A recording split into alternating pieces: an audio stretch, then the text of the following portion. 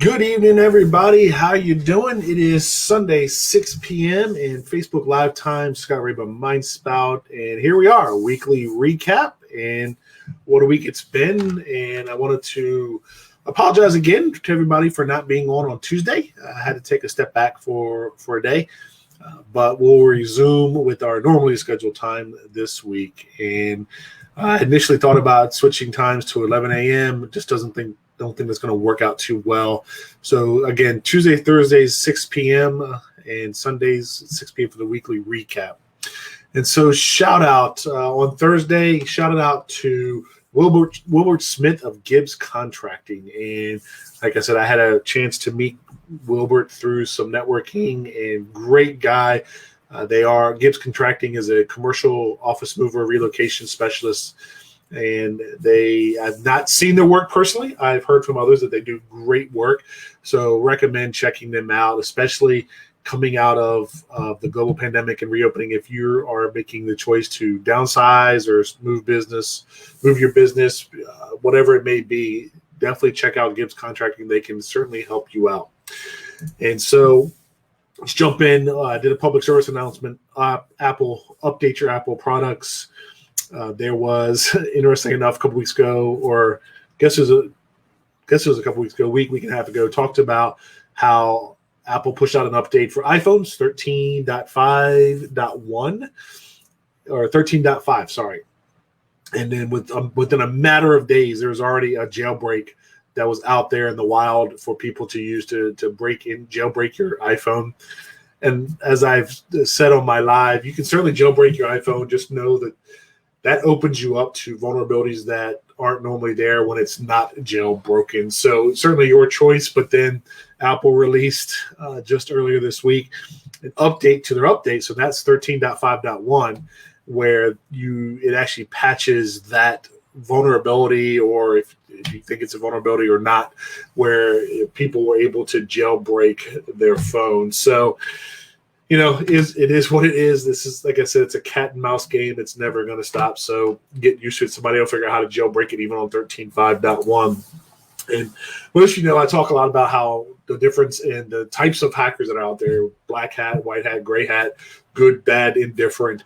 And just read an article about how Apple is one of many companies that have bug bounty programs. And they basically say, hey, find the vulnerabilities, we'll pay you a bounty if it turns out to be a legitimate vulnerability that has to be fixed. And there was someone who found a bounty or found a vulnerability, the sign in with Apple flaw. So there was an issue, where you could sign in with your Apple information, and it was fixed.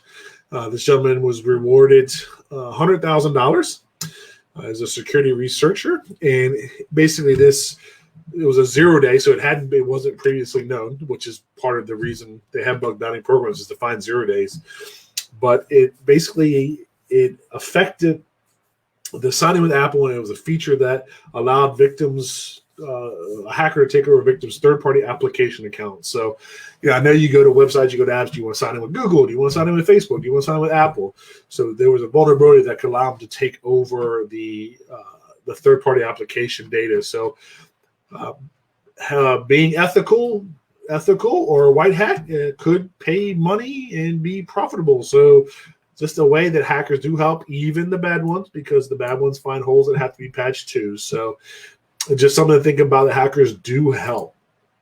Google is, if you don't know, Google owns the line of Nest Home smart home devices, and it's been a big to do about how the Internet of Things and how relatively insecure they are. There were articles in scenarios that played out just a few months back where people's Nest cameras are being hacked into, and people were talking through them. And Google immediately pushed out and said, hey, multi-factor authentication, which I absolutely agree. But recently, Google has added its Nest line of products into their advanced protection program. And it's a security offering that adds stronger account protections for high-risk users like politicians and journalists. But now they're bringing in these devices into that fold. To be honest with you, I have not looked up the Google Advanced Protection Program to know if it's an add-on, what it costs, if it does cost. I truly don't know. I'll have to dig into that and do an update Facebook Live on that later on. But it is something that they are now bringing in, that that whole line of products into their advanced protection program. Speaking of which, Zoom has confirmed no end-to-end encryption for its free users.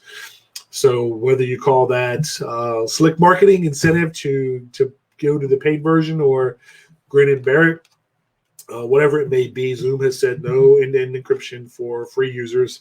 I get it. It's a business decision, but it kind of stinks. But I would make sure, one of the ways that you can combat that is, if you still want to use a free Zoom account, you could certainly add in something like a VPN, which would provide encryption. There are a number of fairly inexpensive tools out there: CyberGhost, NordVPN, ExpressVPN. Those are some good ones. I personally use CyberGhost. And in fact, if you want to go to the next level, you can actually purchase a VPN router. So it's what I currently use, and it just basically, instead of having to download an application for CyberGhost to connect to the VPN, my whole network is on a VPN. Really easy plug and play. So something to consider if you wanted to bypass the Zoom end to end and go with something a little bit better.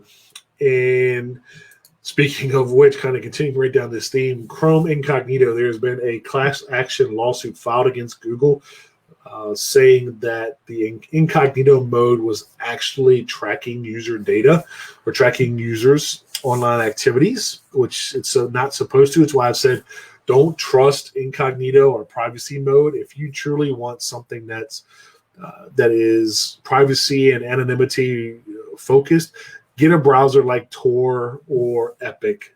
Definitely better than using an incognito or privacy mode. Seeking $5 billion in damages, or at least $5,000 per affected user, for violations of federal wiretapping and California privacy law. So this could be interesting to see how this plays out. And this apparently affects everybody who went online in Chrome's incognito mode since June 1st, 2016. Now, I have no idea how people are going to prove that, or how it's going to be verified to get a piece of the money. I'll be curious to see how that plays out, because there's a lot of people that have gone on Chrome in the last 4 years, and to show that you were in incognito mode, that's going to be interesting. As you know, video has become massive over the last 3 months, between Facebook Lives and webinars, and now we have protests that are going on.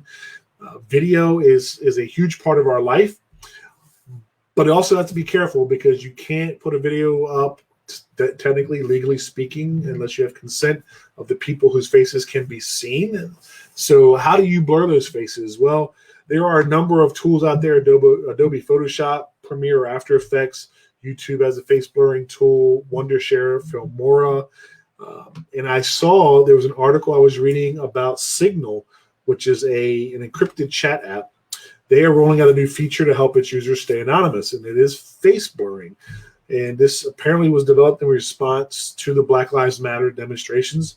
And they wanted to, while you're in the image editor, you can tap the new blur tool icon, and it will automatically detect faces to be blurred, as well as give you the option to manually blur out areas anywhere in the image. So again, not everybody wants their face all over the internet and the TV and everything else. So just be careful. Make sure you don't violate any privacy laws or get into more trouble than you unintentionally intended to do, and blur out. And so one of the other things that recently came up is talking about bricking an Android. Now, I was reading this, and it's not a hard brick where it basically renders your phone completely useless. It's what they call a soft brick. You have to reset the phone, either reset it or use safe mode. And what it is there's a photo that can be used as as an Android background that actually will cause your phone to lock up. And it has